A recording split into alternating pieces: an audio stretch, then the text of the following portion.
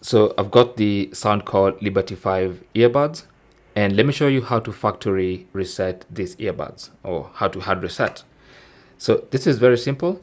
All you have to do is open up the case and make sure the earbuds are inside the case.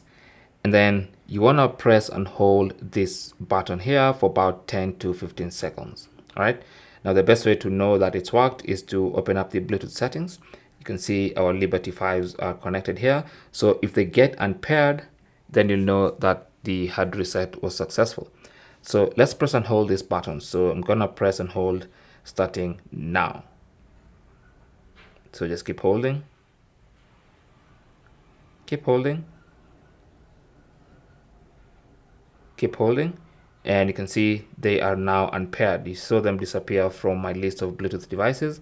That means they are unpaired from my phone, and that means that's a successful hard reset or factory reset.